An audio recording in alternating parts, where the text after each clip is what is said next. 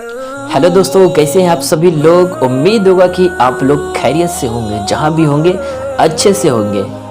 आज का टॉपिक ही अलग है, कुरान, विज्ञान और हिजाब। यहाँ नजरें नीचे रखने का ताल्लुक मर्दों से ही है, पर कुछ लोगों के मन में यह सवाल जरूर उठ सकता है कि नज़र नीचे रखने से पर्दा कैसे हुआ।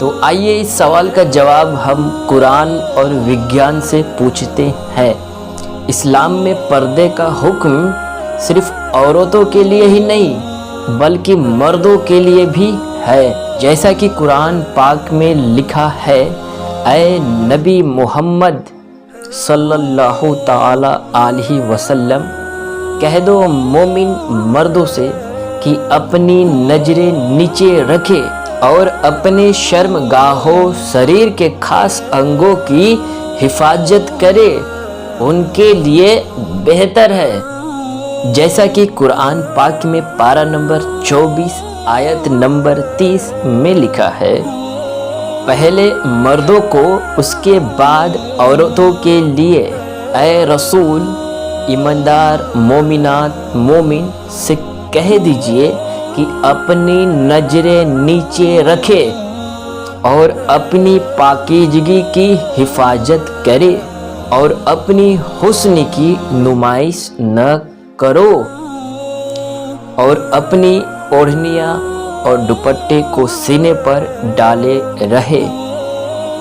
कुरान की इस आयत के जरिए अल्लाह ताला मुसलमान मर्दों को यह हुक्म दे रहा है कि अपनी नजरें नीचे रखे और अपनी शर्मगाहों शरीर के खास अंगों की हिफाजत करे।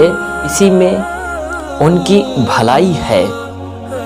अमेरिका की एक मशहूर विज्ञानी जिसका नाम है हेलेन फिशर, पिछले 30 सालों से रूटगर यूनिवर्सिटी अमेरिका में मानव विज्ञान की प्रोफेसर हैं और मानव व्यवहार पर रिसर्च कर रही हैं और इस विषय पर कई किताबें भी लिख चुकी हैं।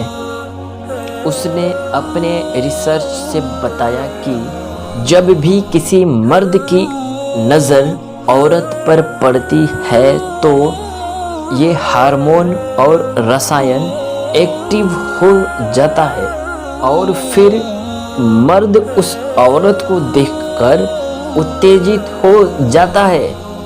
और ऐसा तब होता है जब या तो औरत बहुत खूबसूरत हो या तो उसके जिस्म में दिखाई देता हो। तो विज्ञान के मुताबिक औरत के जिस्म में खूबसूरती देखकर मर्द उत्तेजित हो जाते हैं। अगर मर्द को औरत की तरफ देखने से रोकना है, औरतें अपनी खूबसूरती जिस्म को पर्दे में रखे और मर्द भी औरत को न घूरे।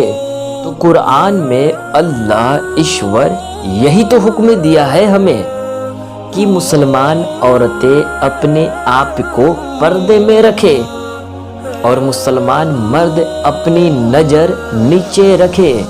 लेकिन कुछ जाहिल लोग औरतों की आज़ादी को लेकर पर्दे हिजाब का विरोध कर रहे हैं। असल में वो नंगेपन का बढ़ावा दे रहे हैं। फैशन के नाम पे औरतों को नंगा किया जा रहा है।